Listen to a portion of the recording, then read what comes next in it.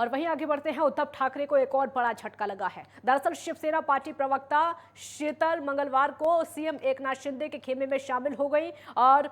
शीतल शिवसेना की पहली पूर्व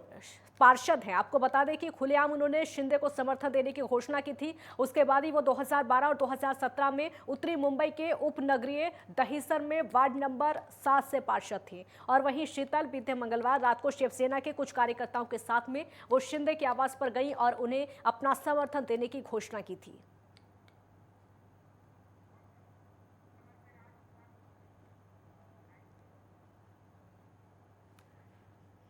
राजकुमार चौधरी संवाददाता हमारे साथ जुड़ गए हैं ज्यादा जानकारी के लिए। राजकुमार, हम देख रहे हैं लगातार जो शिंदे गुट है वो मजबूत होता चला जा रहा है और उद्धव ठाकरे का जो गुट है वो लगातार कमजोर होता चला जा रहा है और अब फिर से देखने को मिला है प्रवक्ता शिंदे गुट में चली गई है शिवसेना की। के बीच में जब विश्वास कहीं ना कहीं कम होता है तो उसका परिणाम यही होते हैं, क्योंकि उद्धव ठाकरे की सरकार चल रही थी और उसमें से जिस तरीके से शिंदे और उनके साथ जो विधायक हैं वो निकल के अलग गए और जो राजनीतिक घटनाक्रम महाराष्ट्र में हुआ वो सबके सामने है। लेकिन शीतल म्हात्रे के जाने के बाद, क्योंकि वो कहीं ना कहीं भारतीय क्षमा कीजिएगा, शिवसेना की कहीं ना कहीं स्पोक पर्सन थी और प्रवक्ता थी, स्थानीय स्तर पर पार्षद थी। क्योंकि अगर महाराष्ट्र की बात की जाए राजनीति की, तो महाराष्ट्र में पार्षद की बहुत बड़ी अहमियत होती है और जो क्षेत्र था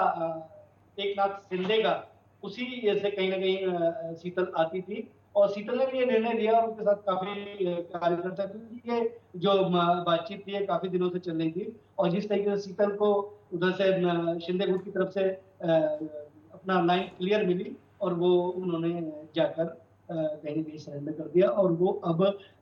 शिंदे गुट के साथ कहीं ना कहीं देखेंगे। तो लेकिन शिवसेना के लिए ये बहुत बड़े झटके के तौर पर माना जाना चाहिए राजनीतिक घटनाक्रम। और आने वाले दिनों में कुछ और नेता भी अभी तक शिंदे गुट के, क्योंकि शीतल म्हात्रे के जाने के बाद एक तौर पर माना जा रहा है कि उनके भी जो नजदीकी कार्यकर्ता हैं वो भी शिवसेना को आने वाले दिनों में धक्का देंगे।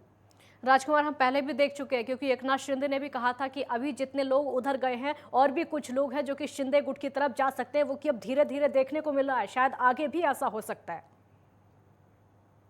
बहुत महत्वपूर्ण बात है काजल, क्योंकि चाहे राजनीति लगा लीजिए, चाहे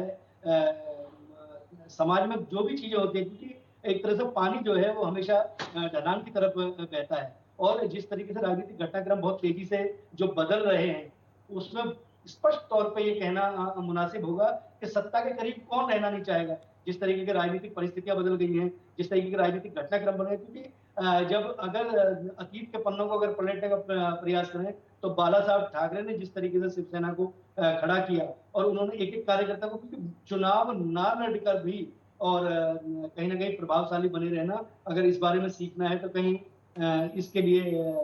बाला साहब ठाकरे को पढ़ना चाहिए। लेकिन उद्धव ठाकरे ने जिस तरीके सत्ता के मोह में आकर जो राजनीतिक घटनाक्रम बदले और किस तरीके से शिंदे गुट अलग हुआ, अब एक एक छटक छटक के जो लोग जा रहे हैं, क्योंकि कोई भी राजनेता है, अगर कोई आदमी राजनीति करता है तो स्वाभाविक तौर पर वो अपने राजनीतिक भविष्य को लेकर कहीं ना कहीं चिंतित होगा और जिनको एकनाथ शिंदे के साथ जाने में फायदा नजर आएगा स्वाभाविक तौर पर वो जाएंगे। राजकुमार, शिवसेना के जो लोग शिंदे गुट की तरफ जा रहे हैं, इसकी दो बातें निकलकर सामने आ रही। पहले जो जा रहे थे वो सिर्फ शिंदे गुट की तरफ जा रहे थे, लेकिन अब जो जा रहे हैं वो सत्ता की तरफ जा रहे हैं और शिंदे मुख्यमंत्री हैं, अब सत्ता की तरफ लोग जा रहे हैं, सिर्फ गुट की तरफ नहीं जा रहे। हाँ। बिल्कुल, बहुत अहम सवाल है काजल और बहुत अहम बात आपने कही है कि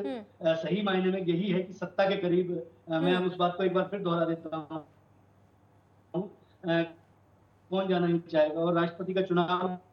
18 तारीख उसके बाद और राजनीतिक घटनाक्रम कहीं ना कहीं महाराष्ट्र में बदलते हुए नजर आएंगे और राजनीतिक पंडित इस बात की दुहाई भी दे रहे हैं कि आने वाले दिनों में उद्धव ठाकरे गुट को कहीं ना कहीं झटका लगेगा और एक जो कानूनी प्रक्रिया है उस कानूनी प्रक्रिया से भी कोई ना कोई एक सॉल्यूशन निकलेगा और उसके बाद जब कैबिनेट का विस्तार अगर होता है तो एकनाथ शिंदे के साथ बहुत सारे ऐसे लोग खड़े हुए दिखेंगे कि जिनके बारे में कल्पना भी नहीं। बहुत शुक्रिया राजकुमार आपका इस पूरी जानकारी के लिए, बहुत बहुत शुक्रिया। तो बड़ा झटका यहाँ पर शिवसेना को लगता हुआ नजर आ रहा है।